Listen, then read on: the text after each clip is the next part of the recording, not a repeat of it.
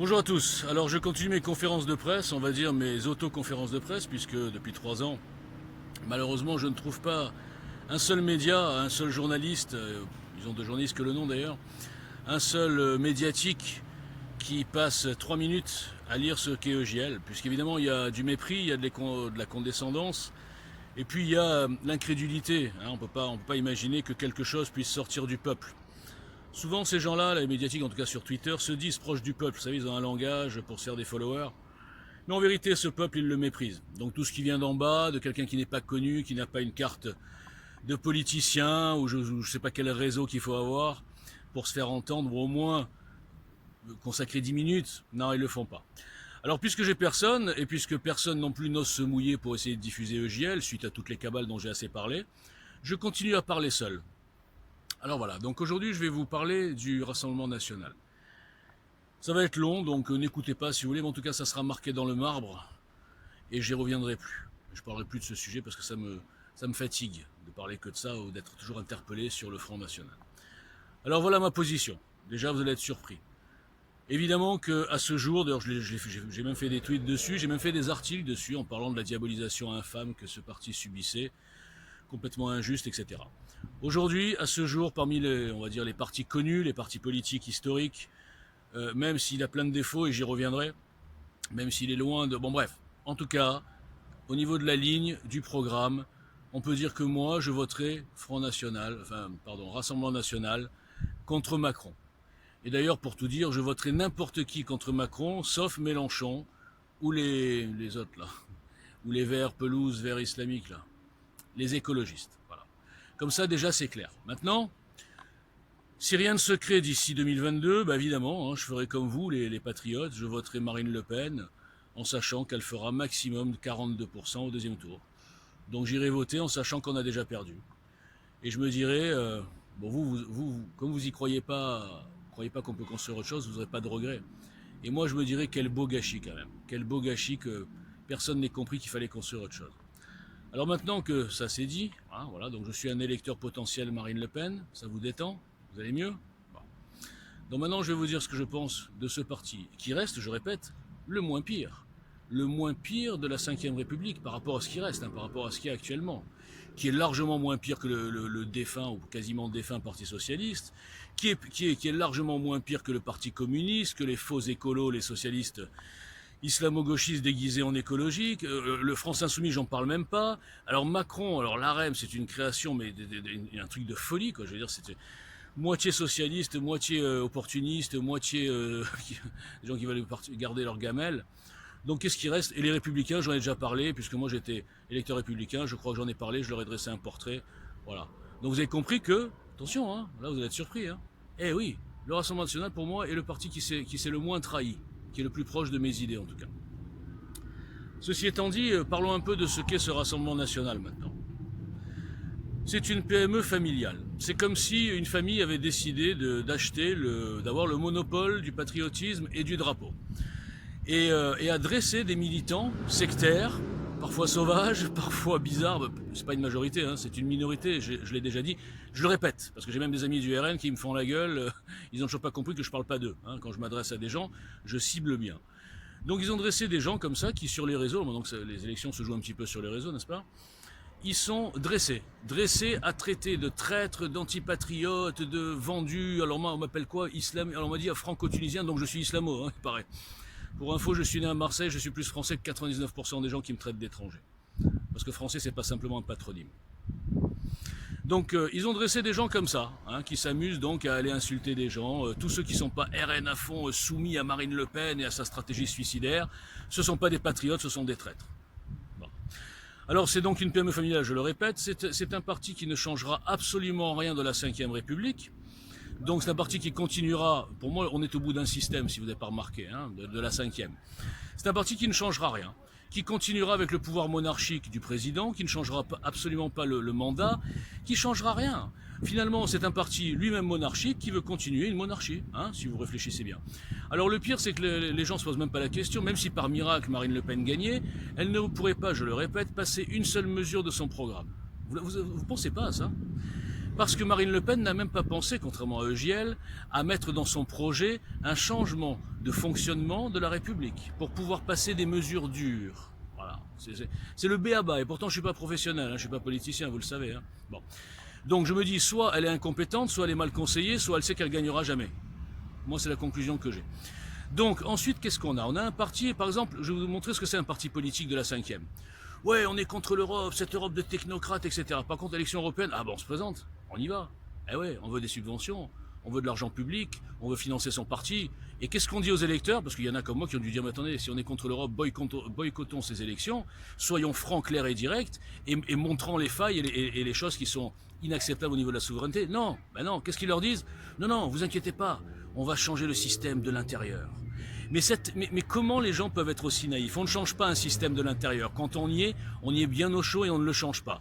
Et ça vaut pour la politique, ça vaut pour les journalistes, ça vaut pour les médias, ça vaut pour les affaires, ça vaut pour tout. Voilà, bon, moi j'ai compris ça très tôt dans ma vie, et c'est pour ça que je suis donc... c'est pour ça que je me suis coupé de tous les réseaux. Alors c'est dur des fois, je vous le dis franchement, même professionnel, c'est dur. Mais quand on a des convictions, et qu'on a peur de personne, et qu'on affiche, et qu'on affirme, ben ça donne ça. Et ouais, ça donne le grain de sable, ça donne le vrai insoumis. Je vous le dis au passage, le seul insoumis, alors je suis pas politicien, mais le seul insoumis c'est moi. Voilà, je vous le dis. C'est pas Mélenchon, bien sûr, ça vous l'avez compris, vous le savez. Donc, ça c'est un parti, donc voilà. Ensuite, qu'est-ce qu'on peut dire? Qu'il se comporte comme un parti sectaire. Moi, je vois les élections municipales. Comment Marine Le Pen a pu mettre un candidat à Tarascon juste pour faire perdre l'OPS? Mais vous imaginez le petit esprit? Elle a fait perdre nos idées juste pour se venger, une petite vengeance personnelle, de bas étage. Alors, je vous rappelle que Marine Le Pen, comme tous les gens des partis, ils critiquent le côté godillot, vous savez, de l'AREM ou à l'époque du Parti Socialiste. Mais ils font pareil. Ils font pareil. Dès qu'il y en a un qui sort de la ligne ou quoi, boum, ça, on lui tape dessus, quoi. Après, dès qu'il y a un petit caractère, quelqu'un qui peut s'affirmer, on le dégage. Je parle de Nicolas B, par exemple. Quelqu'un qui est proche de Marion Maréchal, on le dégage. Mais vous voyez pas tout ce qui se passe? Vous voyez pas qu'elle est partie dans une aventure personnelle et elle emmène avec elle des patriotes suicidaires qui se rendent même pas compte. Pardon. Donc, pour moi, ce parti, c'est le moins pire, je répète, mais c'est pas du tout ce qu'il nous faut. On est au bout d'un système, les enfants. C'est maintenant ou jamais qu'on peut changer le système. Il y a une jointure, là, il y a quelque chose qui va se passer, vous voyez bien. Donc c'est pour repartir avec un autre parti pareil, le même, et dans 10 ans, on aura pareil, d'autres problèmes. Essayons de construire autre chose. Après, vous me parlez, il y en a qui viennent me dire, ouais, mais vous créez de la division. Mais vous vous rendez compte, un Lilliputien, un type seul dans son salon, sur Twitter, que aucun média n'a daigné recevoir ou répondre, qui n'a aucune tribune, et c'est moi qui crée la division. Mais vous êtes tombé sur la tête ou quoi? La division, elle est créée depuis 40 ans par des partis qui se gèrent comme des boutiques, par des petits égos. Ils veulent pas faire d'union parce que chacun veut être le petit chef. Mais comment on peut me mettre sur le dos 40 ans de division? C'est carrément science-fiction. Alors après, bon, je vais pas refaire tous les trucs parce que c'est un peu long. Mais tout ça pour dire, aujourd'hui, Marine Le Pen, elle s'isole. Marine Le Pen est le frein à l'union. J'ai rien contre elle. Je le répète, même Robocop, même Terminator ne pourrait pas renverser la diabolisation, ne pourrait pas renverser 40 ans de diabolisation d'un parti, d'un nom, d'un patronyme, etc. C'est impossible. Ne cherchez pas. Donc, elle peut être tout ce qu'elle veut. Et je vais vous dire, si elle devait créer un élan de sympathie, et ça fait longtemps que ça serait fait, posez-vous la question. Européenne 2019, 2 points de moins qu'en 2014. Mais rien que ça aurait dû vous éclairer. Regardez ce qui s'est passé depuis 2014. Le contexte est hyper favorable, le RN aurait dû exploser. Même moi, je pensais qu'ils allaient faire 28, 29, un raz-de-marée. Mais raz-de-marée de quoi? Et encore, je vous rappelle que pour les européennes, personne ne se mobilise, en tout cas pas les gens normaux, quoi, pas les électeurs. Et donc, il n'y a pas eu le front républicain. Voilà, donc c'est une élection à un tour qui sert à rien. Bon. Donc tout ça pour vous dire qu'il n'y aura aucun élan, il n'y aura aucun miracle. Après vous allez me dire quoi? Ouais, les abstentionnistes, mais enfin, alors je reparle des abstentionnistes. Les abstentionnistes, ils sont dégoûtés de la politique politicienne.